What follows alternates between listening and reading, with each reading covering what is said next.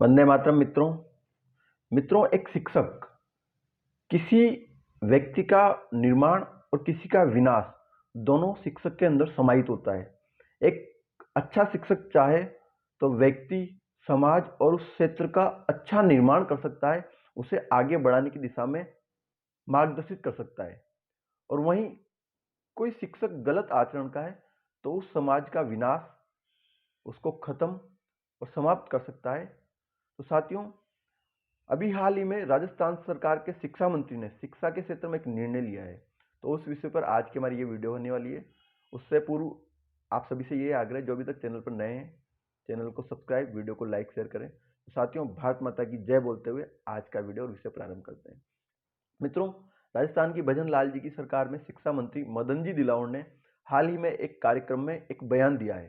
बहुत बुरा लगता है जब विद्या के मंदिर में मैं सुनता और अखबार में पढ़ता हूं, अमुक विद्यालय में किसी बालिका के साथ अच्छा व्यवहार नहीं हुआ, वो भी शिक्षक के द्वारा। बहुत वेदना होती कि हमारी उस प्रतिज्ञा का क्या हुआ, जिसमें हम गुरु शिष्य की बात करते रोज, हम ये भी कहते समस्त भारतीय मेरे भाई बहन है, तो क्या हुआ?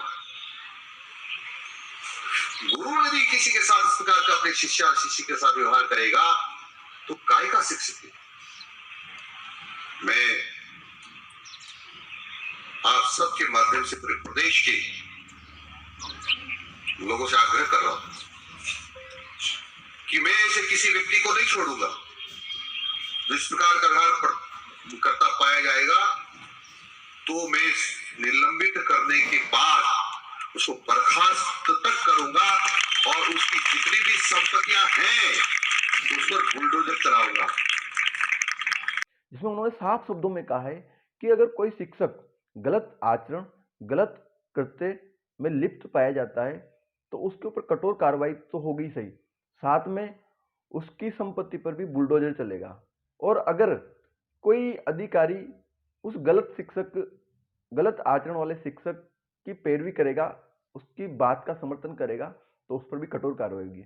मित्रों, राजस्थान सरकार के शिक्षा मंत्री ने यह बहुत ही बेहतरीन अच्छा निर्णय लिया है, क्योंकि हाल ही में हमें बहुत सारे घटनाक्रमों में देखने को मिलता है कि शिक्षक ने इस जगह पर यह गलत काम किया, वो किया, कहीं पर छात्राओं के साथ में छेड़खानी के भी कुछ शिक्षकों में, मैं ऐसा नहीं कहूंगा कि सभी शिक्षक, 100 में से 99% शिक्षक सही है, अपने कर्तव्यों को लेकर सही दिशा में कार्य कर रहे हैं। लेकिन जो 1% शिक्षक हैं, उनकी जो गलत आचरण होता है उसका समाज में बहुत ही गलत संदेश जाता है, बहुत गलत प्रभाव पड़ता है। तो ऐसे वो 1% जो गलत आचरण वाले शिक्षक हैं, उनके गलत आचरण पर नियंत्रण लगना चाहिए। इस दिशा में राजस्थान सरकार के शिक्षा मंत्री जी का ये बहुत ही अच्छा निर्णय, स्वागत योग्य कदम है। मित्रों, शिक्षक सही दिशा में कार्य करें तो विद्यार्थी, समाज आगे बढ़ेगा। एक छोटा सा घटनाक्रम है, वो आप सबके सामने रखने का प्रयास करूंगा कि हमने बचपन में एक कहानी सुनी थी। एक माँ गुरुजी के पास में अपने बच्चे को लेकर जाती है और कहती है कि बेटा, गुरुजी आज आपको कुछ बातें बताएंगे, उस पर ध्यान देना, ध्यान से सुनना।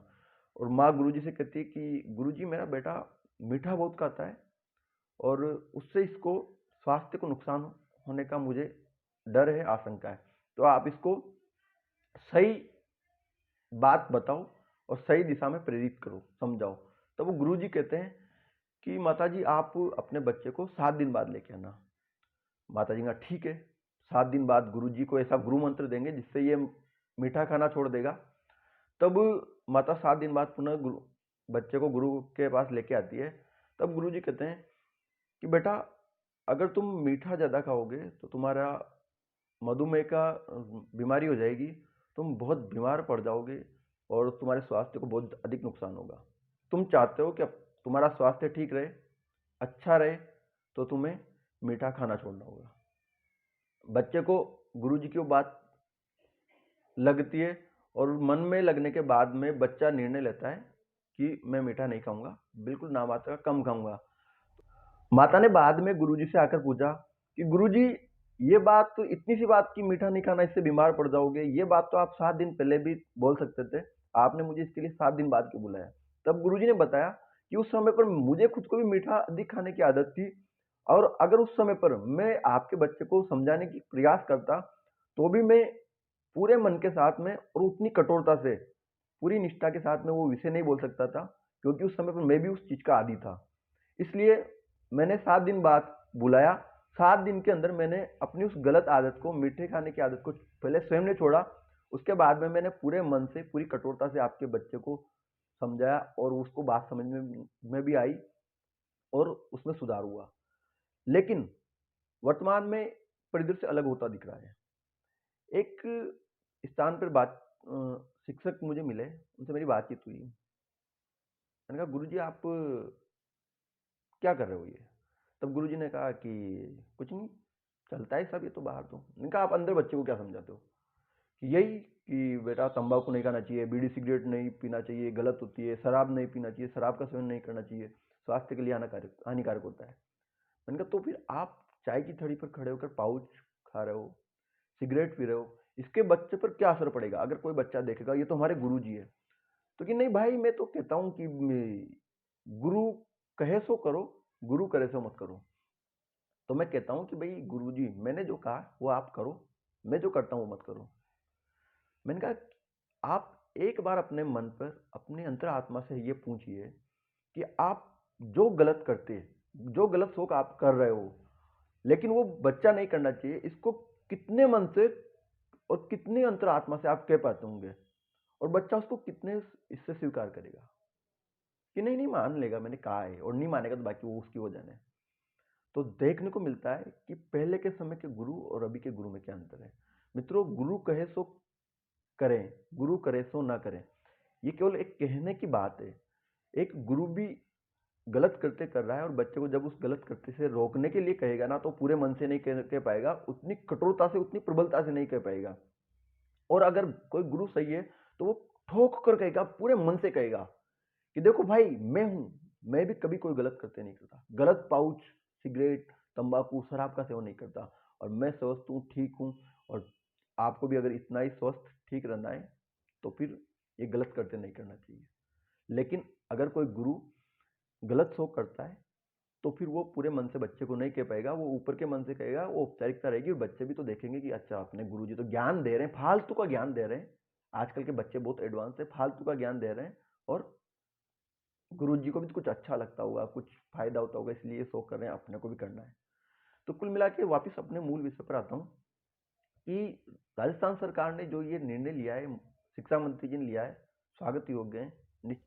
राजस्थान सरकार ने, शिक्षा मंत्री जी ने ये जो निर्णय लिया है, जो बयान है, ये बहुत स्वागत योग्य है। इसको कठोरता से लागू होना चाहिए और जो 1% शिक्षक गलत कृत्य करते हैं जिसका असर विद्यार्थियों पर, शिक्षण व्यवस्था पर पड़ता है, इसमें सुधार होना चाहिए ताकि आने वाले समय पर किसी भी अखबार में कोई गलत कि भाई यहाँ पर शिक्षक शराब पीकर पहुंचा, यहाँ पर छात्रा के साथ छेड़खानी करने में शिक्षक लिप्त पाया गया, ऐसे घटनाक्रम देखने को न मिले तो जो गुरु और शिक्षक का संबंध है वो स्थापित अच्छे से हो और एक विद्यार्थी योग्य विद्यार्थी बने, आगे जाके समाज में उत्तम कार्य में वो विद्यार्थी भूमिका अपनी निभाए।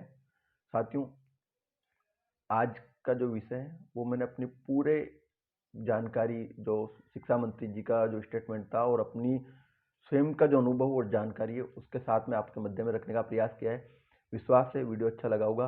वीडियो को लाइक, शेयर और जिन्होंने अभी तक चैनल को सब्सक्राइब नहीं किया तो किस बात का इंतजार कर रहे हो भाई?